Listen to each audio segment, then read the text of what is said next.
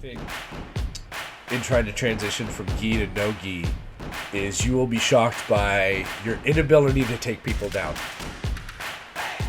Yeah, it's a lot harder to take people down in no gi. You have nothing to hold on to except a wrist or an underhook, or if you manage to grab a leg.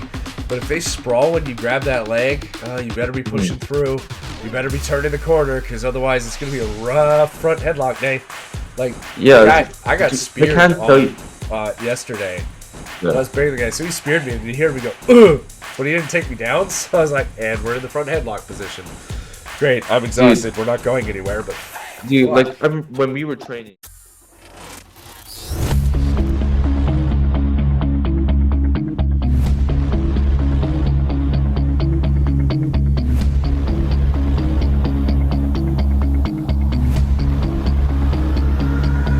Welcome to the Oldhammer podcast, where life meets the mats. My name is Sam. As always, I'm here with Gordon. What's up, bud? Hello. We're both a little under the weather, but we got some good stuff to talk about today. So let's just get into it. You had a theory, or not a theory. You had a topic, an opinion that you wanted to share with everybody. So I'm not even gonna beat around the bush. Just dig in. I want to talk about, I guess today's topic is, there's obvious difference between like gi and no gi, but I want to talk about like the belt system. Some gyms, like particularly no gi gyms, they don't really do the belt system, but we're talking about, places that do, like where I train, when I do where I just do no gi.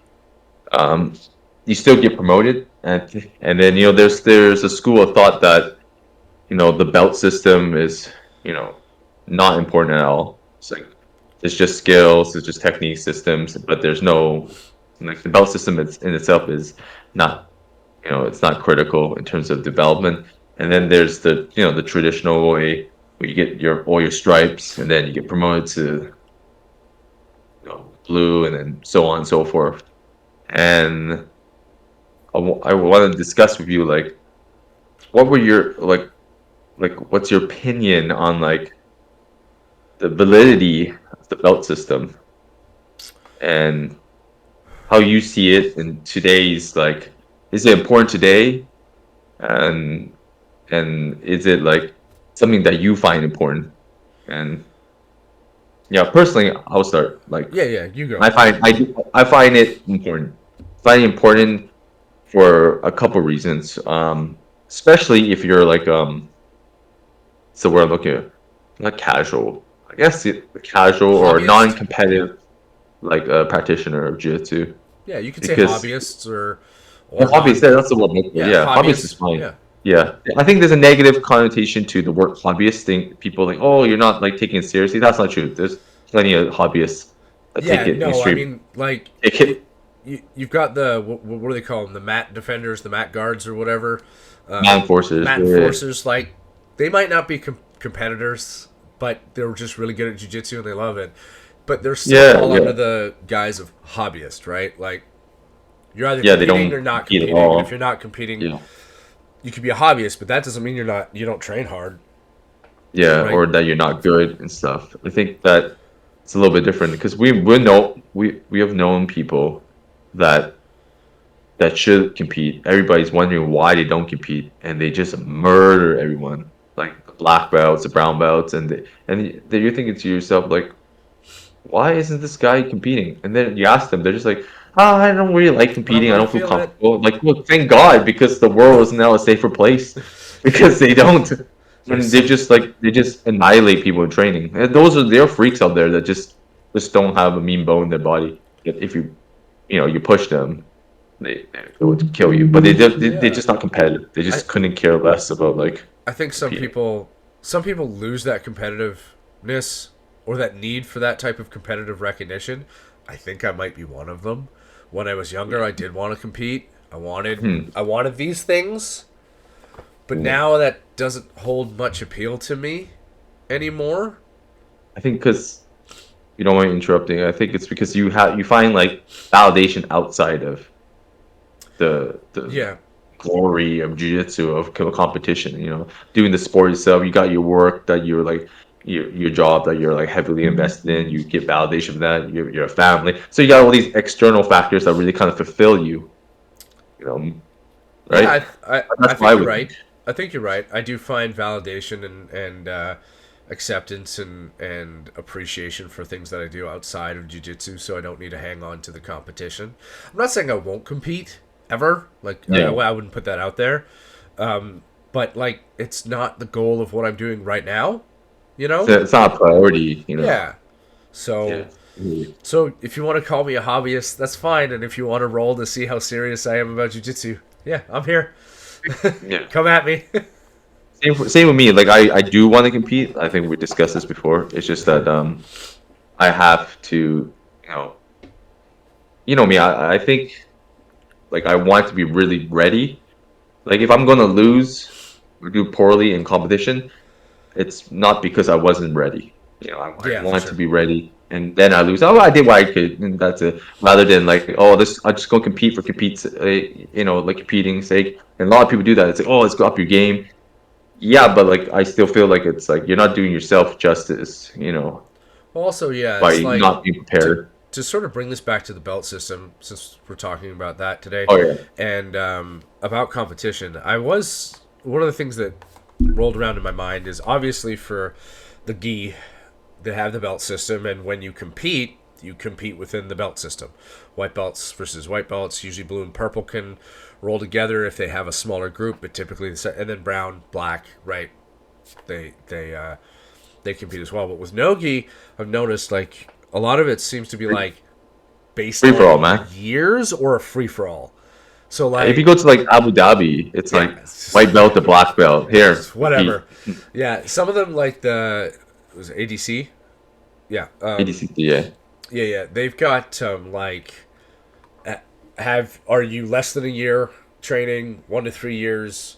Hmm. It's like 4 to 7 years and 7 years plus, and then the open, which is just everybody goes in and have fun or Is die, that the actual whatever. ADCC rules, or is that the IBJJF I rules? think it's ADC. See, I think they have the subcategories, and then they have the open, which is just everybody competes again. No, no limit, right? But to bring that back to the belt system, I do think it's important. And one of the things that I think is important is whether you're doing no gi or gi, you get that validation of and recognition that you've improved in your training, right? Or in your skill level, which I think is somewhere you were going, right? Yeah, that's yeah. Thanks for bringing it back point Yeah, away from it a little bit. just round it Yeah, back in I there. think yeah, I can go on a bit of a rant, but yeah, I think that even though I said that the believe in the belt system, I believe it like a little bit differently. Like a lot of when you do gi, you get those stripes, and then you get promoted, and people chase those promotions, and instead of chasing skill acquisition, which is I That's fair. think if you have a brain, that's the angle. You know that that's the most important thing. That that little stripe that you're going to get. Now you're one stripe blue belt, two stripe, three stripe, so on and so forth, and then you get to purple. I mean, like you kind of chase those stripes, and you think they're so important. I don't. I think that makes a lot of people really impatient. Whereas in Nogi, like you don't get promoted till the next color. Like Yeah, at least where I am, like it's no, that's like pretty I think, standard. One yeah, on no gi places that do promotions, mm. you you're a white belt, then you're a blue And belt. you're blue Like belt, there's yeah, no and in then between, purple, brown, and then black. purple brown, and then So there's really like a true delayed gratification. Like you've been blue belt. It's been 2 years. You're like fuck. Like am I? And you am I? What level blue belt am I? Like you go against other people with blue belts, and then other people with purple belts. You just kind of gauge your skill like by rolling with everyone. That's why you can't duck in nogi. It's like harder to duck people, and you shouldn't duck anybody as long as they're not like trying to injure you, that kind of stuff. But yeah, aside from that, you shouldn't be ducking anybody, and you should be rolling with all different types of like skill levels, for sure. body types and stuff, experience, and then it's going to make you better. Well, Whereas I that's feel like in Yi, you can really like you kind of like guard your belt level. It's like, oh, I'm 4 stripe blue, I'm about to turn purple, and a lot of 3 and 4 stripe blue belts, for example, think they're already purple belt, right? But then really not. Like they could get promoted technically, and then but they're the bottom of the barrel purple belt, and then they compete as a Well, purple or train as purple, and then now they just get destroyed, right? And then but they don't want to roll with like a no stripe blue belt, for example. And then when they do, well, maybe that no stripe blue belt just works them, and it's kind of like, fuck, like I don't want to roll with that guy anymore. And like I, deep down inside, they won't say it, they won't like announce it, and so you can't really do that in a no-gi. Just like I know he's a blue belt, I don't know where he's at. He's got blue belt, I got blue belt. I know but he's he might better than have a me, but I'm different still skill gonna roll with set. him. So, like, even as Oh, a 4 stripe white belt or a 0 stripe purple belt, maybe your skill set is just antithetical to the other person's skill set, right? Because we've talked yeah. about this in the range of jiu-jitsu, and that's why the belt system, yes, it's important, mostly because I think it validates your work. I agree. It's not something necessarily to chase. Do I want a black belt? Yeah, eventually. That would be great. But you're right. It's more about skill acquisition. And if you focus on the skill acquisition, eventually the belts will come, right?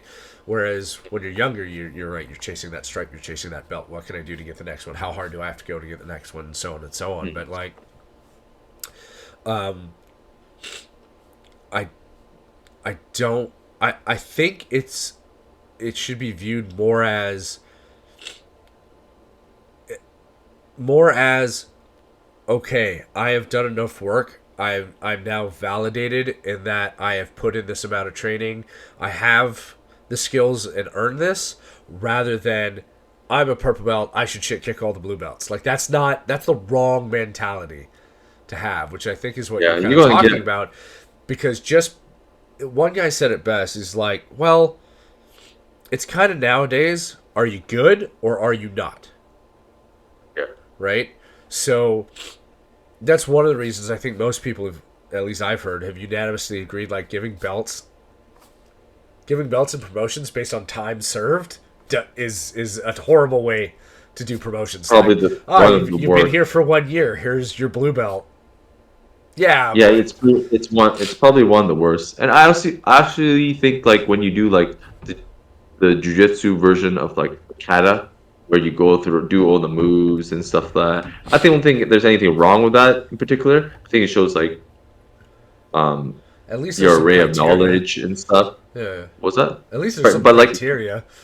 yeah, but I'm gonna say this right now. I would have never became a blue belt if they asked me to do Oh, that as do a a white belt. test. I'm so shit. I'm so shit at drilling and doing like I'm so bad when we drill. It's terrible. Like I'm so bad. But then when we roll, it's different because I'm very intuitive like guy. Right? When it comes, I'm an intuitive athlete, right? I don't think about step one, step two. When I start doing that, that's when I kind of like fall apart and I'm like a step slower. And I've just like kind of go with the flow. I go on instinct. And so I think if you base my skill on like doing some sort of like a jiu-jitsu kata where I have to go through like a series of moves, it's I'm gonna look like bro ass. Yeah, fair I'm enough. gonna look Especially just because fucking when you do stuff like that, terrible. like I just remember, like there's multiple names for things now. There's usually the traditional Japanese name. There's some Yeah. Americanized version. There's some Buffalo Bill out of the middle of nowhere made up a name for the same fucking thing. And it's Yeah. like, okay, do this and move into that, and you're like, what are you talking about? I don't, and then, for example, I should use an example here. It's like I heard one guy say, "Well, it's a bear trap." The fuck is a bear trap? Yeah, put your legs in the bear trap position. Huh? Then another guy was like, "It's reverse X." Oh, okay. Like it's the same thing, but if I went to do a test and somebody's like, yeah, start in a bear trap and then move into a reverse leg trap or whatever, and like explain something, I'd have no idea what he was talking about. So that's Yeah. I assume you would learn that in your katas, but like, is the name that important? I don't think No, not so, particular. I think like if you're right? like a real historian of jiu-jitsu, yeah, it's pretty important. But if you're, I don't. Most people don't really care. Some people like it because it's cool. They like the nomenclature, of like the Sure. words, the names and stuff like that. But that's neat. I don't mind it. I love history, but in terms of application, it doesn't really mean anything to me. I'm just as confused as you are. Yeah, Like, like I've learned a few of the new names because they just been around and people say them, right? But like yeah. if you're talking about belt tests and stuff like that, I'm not sure there should be a theory test to go along with the actual execution of what you're trying to do, right? I prefer performance like based promotions.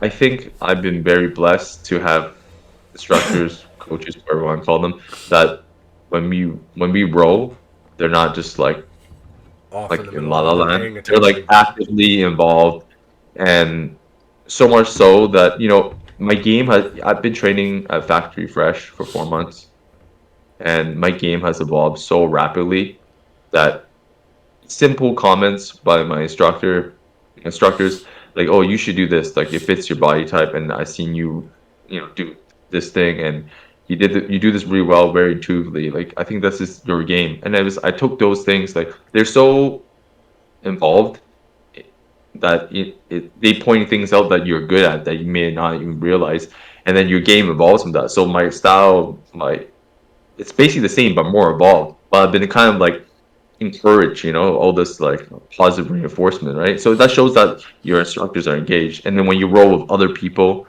and then they're watching them just as like intently as well, so they know who's improving, who's getting better. Maybe you actually lose to the same people over and over again, but they're getting better. Yeah, Your yeah, yeah. teammates are getting Make better. everybody You're better. getting better too, so you'll get promoted too in the same way. Even though you get maybe 70%, you're getting your ass like handed to you, but it's just that they're getting great too.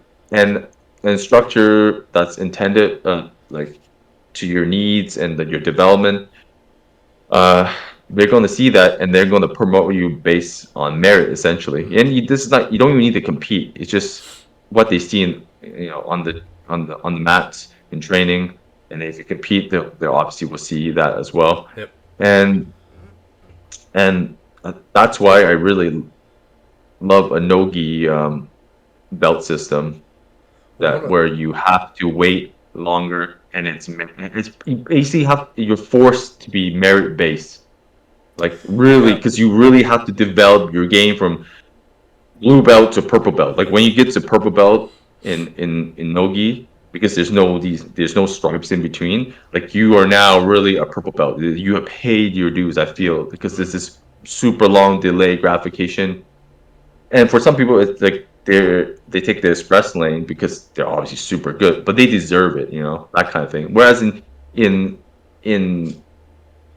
jiu-jitsu, even though there is delayed gratification when it comes to promotions, it's just so much easier just to hand stripes out, based on time spent, just because you got all these little increments, and people chase those little increments rather than the whole aspect of their game. You know what I mean?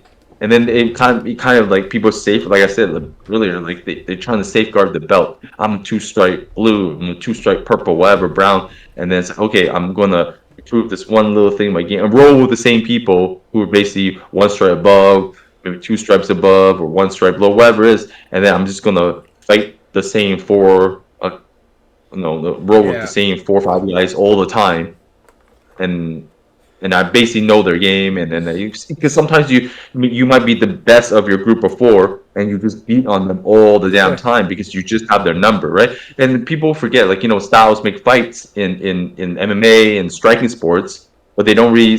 Not too many people say that about, like, in jiu-jitsu, styles make fights. In jiu-jitsu, there's so many different styles of fighting. It's like it's so intricate. People always compare it to chess, but jiu-jitsu has thousands and thousands of moves more than chess. It's like 8D chess. Okay, it's so hard.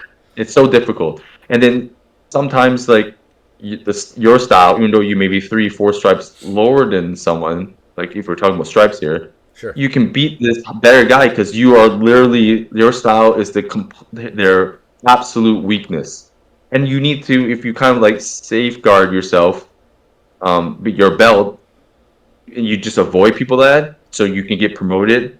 You're really missing out. You're doing yourself A disservice. disservice, and you're creating this illusion that you're truly like higher level. Where in Well, Nogi, you don't really have that choice. It's like, oh, I don't know what's going on, what you well, are. I'm just yeah. gonna One of the what will you things, today?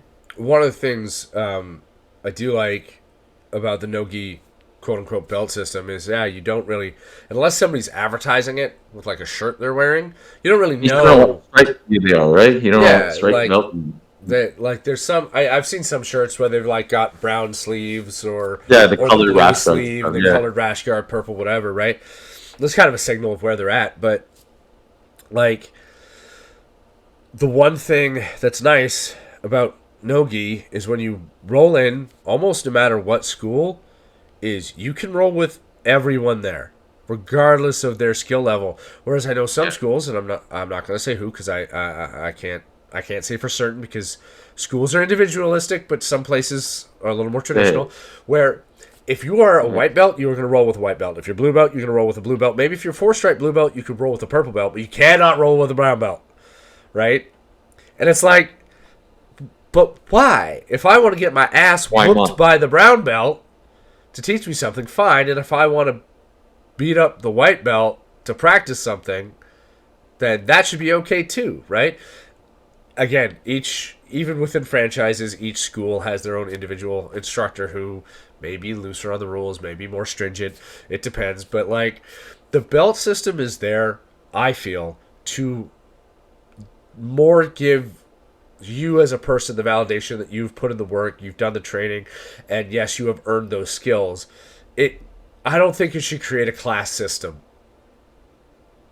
right? Yeah, you did. Like, I think like some more traditional schools still have not as much anymore, but they still have like those class systems and stuff. Like really old school, rules from the Gracie family rules. I guess I'm not I'm not sure I'd have to look into they some really want history stuff. about that. I definitely don't Yeah, know enough. but old school like old school jiu-jitsu places tend to be like not every old school place, but like I think it's becoming less and less common. But some places are definitely like that. There's probably still a remnant of that around, but it's like, Yeah, and it might come back to the old school way we've got to safeguard our secrets, so we can't have the black belt doing a move on the white belt. The white belt, going, what was that? This is a secret move. I don't know. Well, how do I figure this out? Like maybe I don't I know. think that That's I think it's just less than that now. speculation. It's kind of hard. There's no such thing as secret moves anymore because of the internet. Those the early 2000s were the last of a bygone era Yeah. where they were like In, secret in moves. either case, just to get this point across, because you're absolutely right with YouTube and BJJ fanatics and Gold Member BJ, like the freedom of information flows a lot more now than it used to. But like just about the belt system, I think whether you train no gi or gi, you should be awarded a belt, a belt color, if you've earned it. Like there's no reason, in my opinion, my humble opinion, that if a dude is basically a black belt and has been doing jiu-jitsu for 10 years, 11 years, 12 years of no gi, and he's never put on a gi, why is he still a white belt? He's not. He's obviously not, right? Like that's Well, I've heard of I, that I happening, and I'm like, that doesn't seem right. Obviously, he's doing it because he loves it, but like, yeah, so he puts on a gi, and all of a sudden he's a white belt. they do that. Some places do I've that. heard. I've heard. Oh, wow. I didn't realize that. I thought it'd be more like if you have like a black belt in like judo or sambo, and then you go to jiu-jitsu, then they kind of start you out as a I've white heard the belt. reverse, where if you're a black belt in gi and you go to no gi, you're still a black belt. But if you're basically been training no gi and you never went and put a gi on, in some places, again, don't know who. I have one example that comes to mind, and it was from a reel. I think Chewy was talking about it. Um, yeah, where there's this guy and he's been doing jiu-jitsu for like 11 or 12 years, and he's obviously a black belt, but at his school, but if he went and put on a gi, they'd strap a white belt on him because he didn't do it with a gi on. I'm like, that's insane. Now, first of all, that's dangerous because now he's going to just fuck up every single white belt, blue belt. Yeah, all because he didn't learn a clock choke. Like, no, I can like that's stupid, right? So yeah. it's just a story I heard. I don't know how true that is, but I just think if you've earned that skill level, if you put in the dedication, the time, the effort to learn it, and you're able to execute it, you've earned it. So there should be a promotion to signal that, right? Yeah. Yeah, I wasn't aware that was a thing even, that they would do that. They wouldn't recognize your black belt if all you did was no gi and then you put a gi on. Well, suddenly it goes to the thing where there used to be no promotions in no gi, right? Yeah, well, so if you're still under a school that does no promotions in no gi, well, you never got a belt, right? Yeah. And I think that mentality probably should have changed when Frank Mir got his black belt after a UFC fight. Like, come on. Yeah, I think he broke Tim Sylvia's arm, and then he got promoted. Yeah, he armbarred him, and then his professor gave him his black belt in the changing room afterwards, and it was like, yeah, that should have been a signal to the entire combat community that, like, yeah, you should still be able to get your belt, regardless if you're doing no gi or gi, because really the difference between the two is, we've talked about the difference between the two, but it's marginal. Obviously, the gi can be a little bit slower tempo because you can hold. You obviously have the lapel, right? You can grab the pants, which you can't really do in gi. We can discuss that, since we are on the topic of gi and no gi, and I think we got a point across about the belt system between gi and no gi. So we can probably talk about like that in particular, the gi and no gi, the differences in. I think we have different. We agree on most parts, but I think we have some different opinions on like the crossover between the skill sets and whatnot. Fair. And like what to look for, or what is to be expected between gi and no gi, and the old perception or stereotype that trope, whatever you want to call it, that gi is for old people. I guess.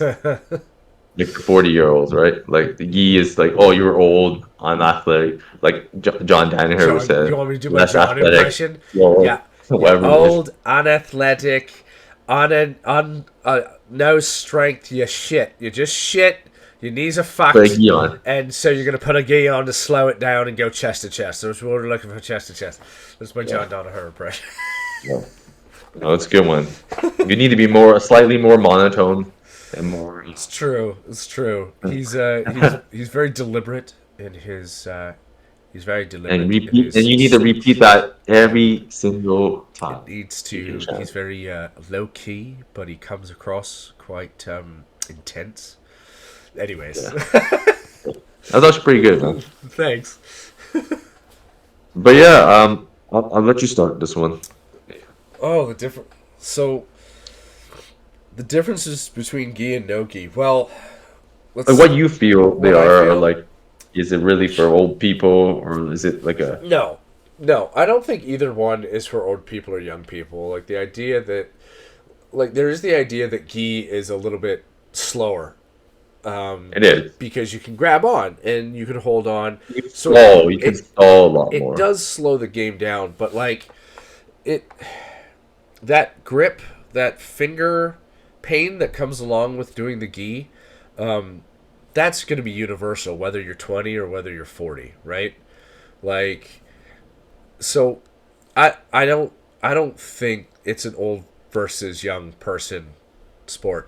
The one thing that people always say is well, your gi makes your no gi better and your no gi makes your gi better, and I don't particularly believe that. Which order do you not believe, or neither? I don't think your gi makes your no gi better per se, because I think that depends. Because if I had to lean one way, I would lean in the direction that I don't think your gi makes your no gi necessarily better, because, and the reason is because you're learning to hold on to those skills like clock chokes and lapel chokes, and even how you hold on to the arm during an armbar is you're relying on the material, right? You're relying on the strong material and your grip to hold said material. And when you transfer over to no gi, that doesn't exist, Yeah. right? So I how would. you hold somebody for a takedown, completely different. How you trip somebody, the movement may be the same, but if you go from gi to no gi and you think you're going to do a nice little, hip toss in no gi, you've got nothing to hold on to. You now have to figure out where to grab the wrist, how to get your underhook or a wizard or whatever, and take it. And it's just, that's why I think doing no gi can make your gi better. I think there's some more transferable skills, my opinion. I'll even take it even further by contextualizing that, like, the reason why there's a difference, that no-gi is a closer sport, because when you have those grips with the gi, framing becomes framing is so important in gi, because you can hold and frame for a long Long fucking time. time, and Yeah. the guards that are completely lapel, like the lapel guard, the worm guard, they're completely gi only guards. Like, without the gi is completely impossible to do, like the worm guard or lapel guard. Like the name itself, lapel guard. You're wrapping this thing all around like a single limb. Like, you're not able to do any of those guards. So it's like a completely, like the style of guard. And if that is your only style of guard, like you, that completely dependent on Yep. the gi, then when you go to no gi, you essentially, like, you suck. Like, you I'll, won't I'll suck, I'll but add on it's to you. something like If you're that exactly. superior, super good at the gi, like, now you got to really change your game, like, Well, I'll fundamentally. I'll add on to something to that as well. Even breaking let's say you're in full guard. Let's bare bones basic. You know some stuff from full guard, right? If you're trying to transfer your gi stuff to the no gi stuff, it will not work. Why? Because you can't hold on to the lapel. You can't hold on to the arm sleeve, right? It's so much easier to not be broken down in no gi, just because all you got to do, like, so say you're in their full guard, because there's nothing to hold on to except their wrists or the back of your head or maybe an underhook if they get it. It's easy just to posture up, right? Yeah. You thrust your hips forward, you posture up, and suddenly they haven't broken you down. Now they're raised up, right? Whereas in the gi, even if I posture up, if you have a lapel on me, right? If you got Hang a grip on of to the that lapel, shit. now I have to break that lapel grip to do whatever it is I'm gonna do. Are there Yeah. easier ways to pass because of the gi? And that, yes, there are, because you can grab the pants and you can open up. But like, that's kind of the point. Is, in a way, no gi has way more options to do things, but also way less. And the thing is, Well, the the game way is just less options closer. all Yeah. depend on the gi. Yeah, in terms of the distance, like, because there's no gi, like in no gi, it's, I'm getting all confused. But in no gi, you have to fight for those underhooks. Yep. The underhook is Or a so body so lock. important. Yeah, because of that, the game is innately, you're much closer, right, to your opponent, and we were closer to them. You can do more than they're close, and because you're closer, they can do more to you. So there's not you don't get this humongous amount of room, and also, if you're really good at grip fighting is always super important. Gi or no gi, it doesn't matter. Grip But fighting, if you hand can fighting, same really, thing. yeah, Yep. but if you can really pin down their gi, like, to pass guard, you can take your time with the gi to Yeah. really pass guard. Just like pin them, lock them down. It's like so fucking hard sometimes, especially if they trap an arm and they Oh. have your fucking sleeves. Some guys have these monsters crushing grips. Like, you're Well, not breaking that shit. They can just I, walk around, pass your guard, knee cut through, and just walk around. well, Whereas in Nogi, you have opportunities to explode out. There's opportunities to the dogfight. It's just scramble in general. A lot more opportunities. Well, So also in that like sense, it's more athletic too. a good example here is I was rolling with a fella on yesterday. Actually, yesterday, yeah, it was yesterday, and I was doing my body lock pass. I was trying my Toreando against him. He was a very skilled opponent, more higher level than me. But like, if this was Gi, the way he was fighting against me, I could have grabbed his pant legs. I was bigger than him by a pretty decent margin. Grabbed his pant legs, shoved them down, knee cut into his belly, and passed his guard. Because there was Or you no can just gi, camp there too. and I You could can just camp there. wait there I too. could Yeah, just you camp just there. camp there. Yeah. Right. Because there was no gi. Every time I passed and moved back and got close, went to north south, there was a leg. He had those spider legs. I told you he reminded me of a guy we used to train with, Elliot, who we've mentioned on the podcast before. Great dude. But he reminded me of that, where he was flexible, he was intelligent, he was obviously trained and practiced. So every time I got close, there was just a leg. Because as soon as I got to pass, well, I couldn't just hold his leg down, right? No matter how strong I am, I'm not holding that guy's leg. When we're sweaty and slippery, like maybe if I'm holding the ankle, maybe if I'm holding the toe, but then there's so much distance between where I'm trying to go and where his foot is that I can't hold on to it forever, right? Whereas with the pants, you can hold on to the thigh part and push it down and camp there for a minute and set up your pass, right? So it creates a lot more speed because every time I had to react to where his leg was going, I had to change. Right? Yeah. So I think that's why we were saying like the gi is slower because there's more chances to camp, to stall, to hold on. Stall. And yeah, if you have a stupid strong grip, if you're doing those chin-ups with a towel or whatever, and you're using the fat grip weights. Captain's good crunch. Yeah, your gi, your ability to hold on the gi is gonna come in pretty strong. It's gonna start to be a pain point, which is why I told a friend of mine who does gi training. He asked because obviously you and I we did gi when we started because no gi for like 2 years. It was just always no gi was kind of rising, but not really. It wasn't a very Not a lot of people did it. Wish you did it. I was the handful of people that actually wanted to train just no gi. But they're like, oh, just take the gi off. You'll be totally the same. Like I don't think that's how it works, guys.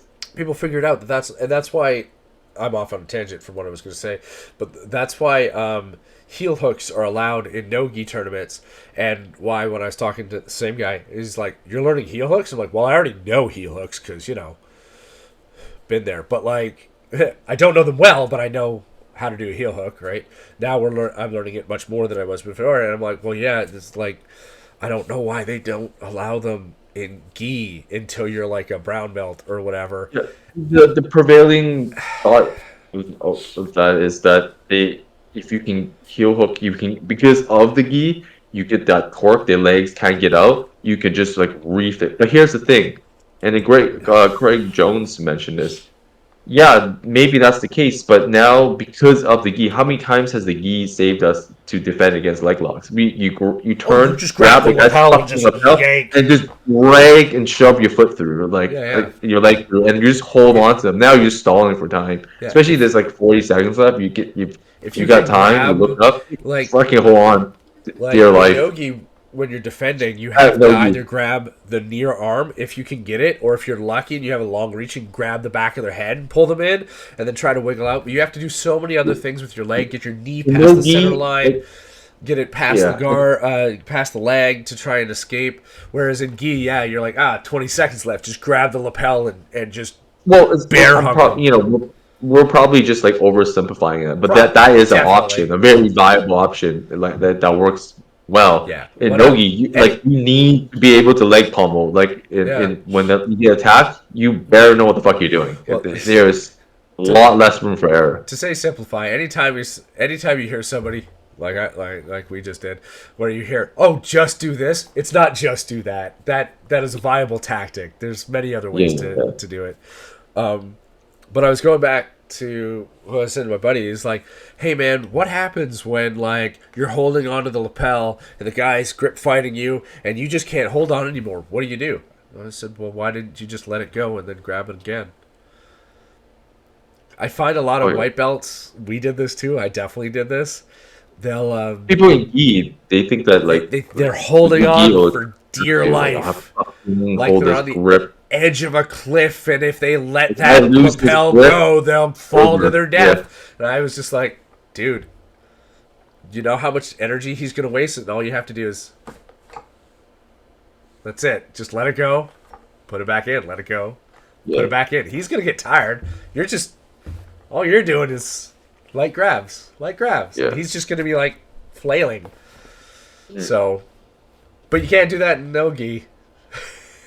You could like hold on to your own grips and like fucking forever, but like you get tired, you'll gas yourself out. It's better just to your flow. Like to become good in no gi, you really have to flow. You really have to like realize, okay, I lost this grip, I lost underhook. Now there's a scramble, and then you really gotta get on to the next thing. You know, you need to know when your grip is, when it's time to let it go, or when you have something so locked that you can actually execute the next thing. Like, another example, I was rolling with a different guy Wednesday? Let's say Wednesday. Anyways, I was setting up an arm triangle on one side, and he was defending it pretty well, right? And I knew that my right hand was about to gas out, or my left hand was about to gas out, so I actually switched to the other side, right? Put him in and then got my head around and put him in the other side arm triangle, and I got him, luckily. Like he was doing a good job. But it was one of those moments, and I seem like I'm bragging here, but I don't mean to. This is just one instance where I did it right. There's a billion instances where I've done it wrong, where I just recognize, my arm's not going to take this anymore, so why am I going to keep going on this triangle? I'll just switch to the other side. And it worked. It worked. Probably wouldn't work again, but at least against him. But it's just one of those things where we talked about this too. If it ain't working, don't hold on to it. Just try. Yeah, don't hold on to it. And you have to. Your transitions have to be better, in my opinion. In no gi, and whereas in gi, you can like, I'm gonna set up this fucking baseball bat choke. Like you take his fucking, you undo his fucking gi, you wrap it around. Like you got. It's almost like you have this.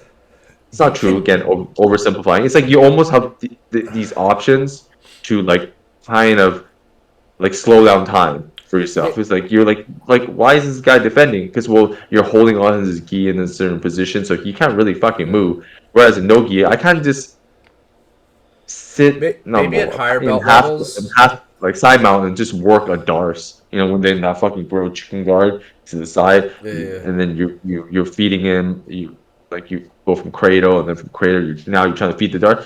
Like if I fuck up, like if I'm halfway through it, I knew already fucked up. I gotta like kind of transition or like pretend I'm still going for it. So he turns in, and then I do something else, take his back, whatever. Whereas in gi, in our 2 years of doing gi, when we get a gi, any lapel choke, in my opinion, you can really just keep a motherfucker in there. I don't know how many times I fucked up, and I just it was too low on the lapel. It was too low, but I knew it. But then I used that as control. I just like, okay, now I'm gonna go knee on belly. I'm whatever. I missed the bow and arrow choke. I can always get back on top. You can almost kind of take your time. The game just slows down because the gi is just it stifles the flow. I was gonna say maybe at higher levels this isn't the case.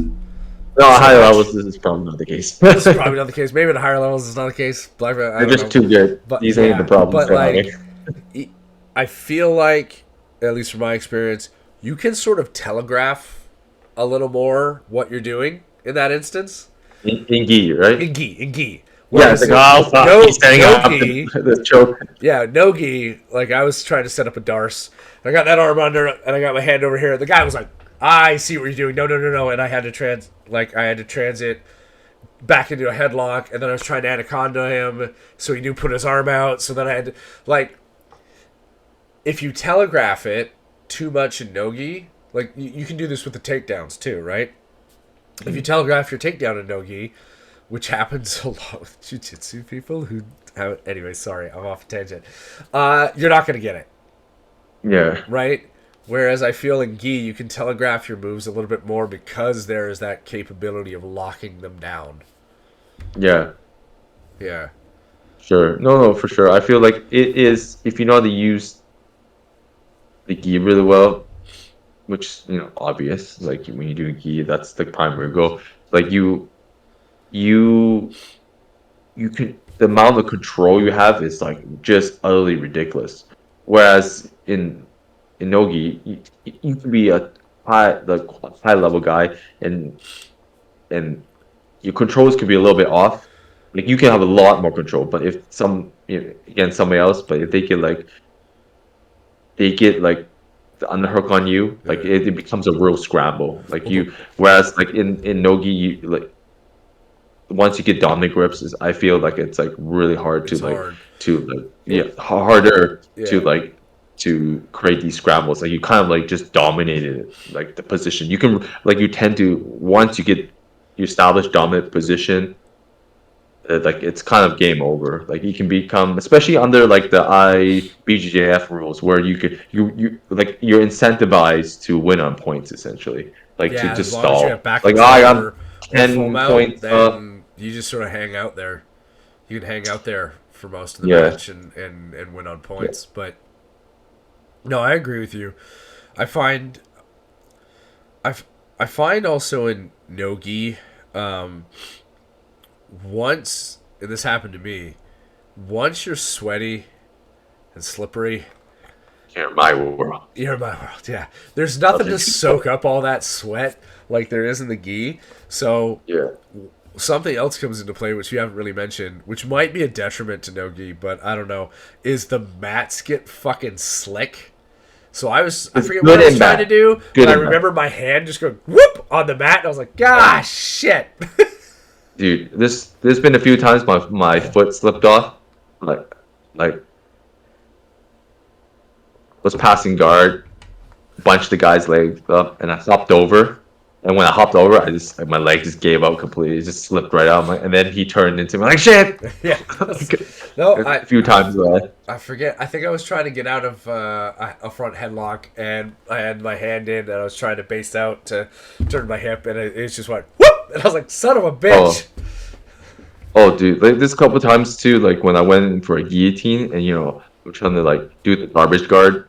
Sure. Where you got your same side where you're going for the choke, the same side leg locking the hip, and you throw your leg over on angle. And I slip on somebody's pile of sweat, and I just went like this, like, oh man, that didn't turn out that way I wanted to. You went for a ride. And it's just like the part of it. But I don't mind. I sweat like in regular non-jiu-jitsu life. I don't sweat much. I'm very non-sweaty. When I go to jiu-jitsu, just buckets. I sweat profusely, and also I'm bald, right? So like I have no hair holding back the sweat, and the sweat just drips everywhere. I noticed that people, when they try to grab my head, is slipping everywhere. I'm like, ah. I'm not bald, but I got a big old bald patch back here. I'm going bald. I'll get there eventually. But join the so dark side, at my age, I can't be a bald-headed, bearded white man. Yes, you can. You totally can. That is just screaming neo-Nazi, and I just can't do that yet. I'll let it happen. That's if you have everything shaved off, and except you keep the little thing in the middle. Oh my! That's when they call it just right neo-Nazi. here. A little shorter. Start my high fives. Will have a little more of a straight hand. Yeah. Open palm. Open palm, straight hand. I'll start walking with my knees locked. Exactly. As long as you don't do those things, you're fine. Okay, so as long as I avoid that shit, I'll be okay. Yeah. What the fuck was I saying? I was gonna say, well, look, I don't want to shit just on the completely, because I do think there are distinct benefits to training gi, and one of the reasons I think there is a benefit to training gi, and I've considered, I haven't pulled the trigger, buying a gi and going once a week, just for a little different. I haven't done it. I'm thinking about it. Also because of training times and schedules, it might give me the option, if I missed a no gi class, I could go to a gi class to make up for it. But like, because you slow down the game, because you said you're a very intuitive roller. I believe I'm an intuitive roller as well for the most part. Because you slow down the game, it does give you time to think. It might work to our benefit. We are rolling with like 20-year-olds and stuff, and so that might work out, and Yeah. So and lesser that is a like benefit. old people. That would be a benefit of gi to me is because it's slower. It gives you time to think through what you're going to do and analyze more as you're in the moment. Whereas in gi, if you have a moment where you're like, say you set up the GIF wrap and you're an S mount, you're like, right, armbar. I need to move my hand here. Oh shit, I've telegraphed it, so his head's already coming up. Oh no, I lost it. Right. Yeah. It might give you the reverse benefit where you can practice that at a slower pace. So when you go full speed, it's more intuitive. It's easier to execute. I don't know. I would say That's a that thought. I think like I also have been invested in the gi, like a new gi. And I did play around with the idea in my head, like, man, maybe I'll go back to gi. I think I would have success. It's a lot of times, the man guard passing is like 80% of the battle in jiu-jitsu, man. Like you get stuck Oh, in there so long. Even if you pass and you go around, the people re-guard or re-guard. the It's half such a guard, big, put it in a knee yeah, it's such a shield, big or part. yeah. Yeah, it's a big part. I feel like if you're really good at guard passing in no-gi and you can adapt to the different types of like lapel guards in the gi and just nullify all that stuff. Like when you start to pass, you can really use your athletic ability because you can pin people down, and then you can just blast through. And I think that will work really well. Whereas I don't think if it was to go, if you were like a pure gi guy and like a lot of the things you do are completely dependent on the gi, then that's when you're going to have A a rough hard transition transition to to no no gi. gi. Whereas if you have a better overall skill, like your skill set isn't completely dependent on the gi, then I think those guys have no problem transitioning to high level for gi or like Well, a one equivalent one level to what thing they are. I think in trying to transition from gi to no gi is you will be shocked by your inability to take people down. Yeah, it's a lot harder to take people down in no gi. You have Like, nothing to hold on to except a wrist or an underhook, or if you manage to grab a leg. But if they sprawl when you grab that leg, you better be pushing mhm. through. You better be turning the corner because otherwise it's going to be a rough front headlock day. Like the Yeah, guy, I got I speared can't tell you. yesterday.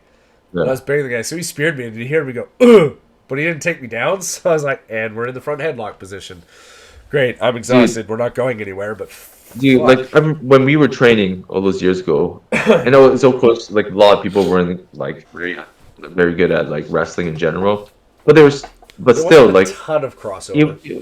not so much, but there were still people crossing over from judo and wrestling, but not as Yep. much as there is today. I remember just like shooting for takedowns, and if you fucking missed it, I could always use the gi pans or just like it was just I can drag them back. It was just easier, or I can just pull deep, deep half guard and then take the back door and I'll take the moves from there. Or I mean wrestle up from Wrestle there. up, yep. Now it's like in nogi, like I missed that shit, and if I can fucking sit out real quick, I'm fucked. Like my wrestling is not good enough No, mine's to not even make up near. for my shitty takedowns. Whereas in the gi, it was a lot easier. I'll do the classic, lapel grip and the wrist grip and shake them down. That didn't work. Try throw, that didn't work. Like it felt like if you can almost spam takedowns, like different variation of Yeah, just takedowns, until you and caught then fuck one. up, and then you could like recover. You can chain a bunch of shitty takedowns. Well, not shitty, like average takedowns attempts and sweeps and throws to get like if you're just more aggressive and more tenacious with it, you can get the Also, fight to the ground. another Whereas thing. in Nogi, that's not gonna fucking happen, man. No, the one thing I found in no-gi now is that I never found in gi before is I'm trying to use feints during my takedowns because I notice a lot of Yeah, people a play lot of static. things. They set up, they'll do the move, they'll try the arm drag, or they'll maybe try to shoot for a single or whatever. But there's not a lot of like Yeah, testing. it's more like freestyle and folk style wrestling. Whereas like the Yeah, gi style takedown game is like you can stand not as high as a judo guy, but like you can your posture can be more like a Greco-Roman in a gi kind of thing. Whereas yeah. like but it's almost still like you're still grabbing those grips like a judo guy. Yeah, Whereas so in there's a lot nogi, of you're like a freestyle wrestler, not as crouched down, so like yeah, still like a Greco-Roman style a little stance. higher up. But then now the game is closer, and I feel like our inside game for wrestling, like we're not good at least me, I'm not good at closing that distance yet. I'm not No. able to get to where I really want, which is like a full body lock. Where before in the gi, I could fuck up and get a What real fucking good body lock. Then I can fucking dump you. what But when I here get it's a like when I get a the full feints body really fuck lock me. in no gi, it's either basically luck or the other guy kind of screwed up right Yeah, now. yeah.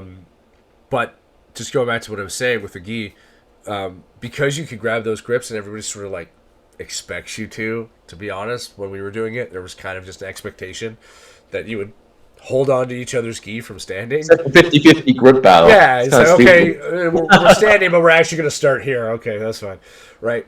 Whereas in nogi, you're not touching. So there's I'm finding to get better at success at a takedown or even just a head push or an arm drag. I need to start like kind of like whoop, ha, hoop, ha, A lot of like feints. a lot of feints, a lot of this, a lot of okay. Sort of drop to one knee. Am I going there until you can get either they try something on you and you defend or you manage to do a successful move on them.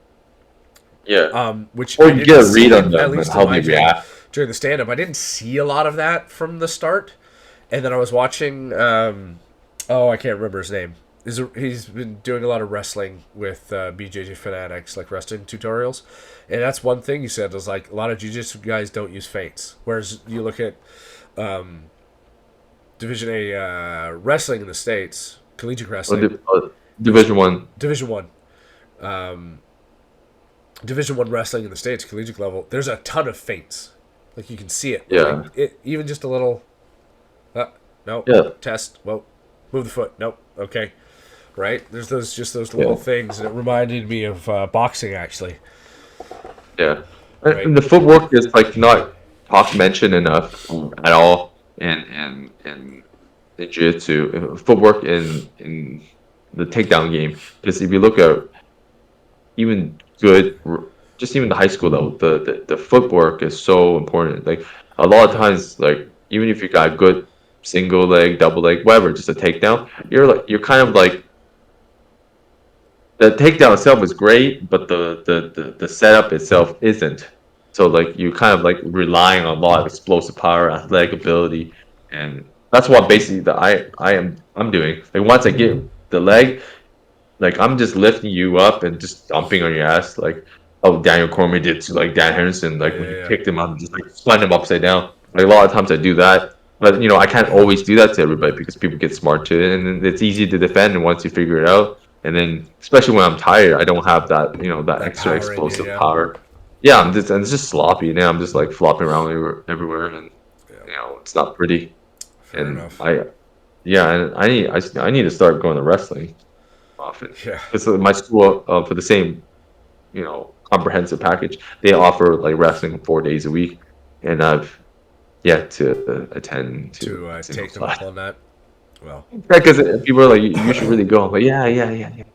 Yeah, yeah, Because I've seen the practices, I'm like, oh, it's right after jiu-jitsu, like after yeah, like you're already gassed. hard.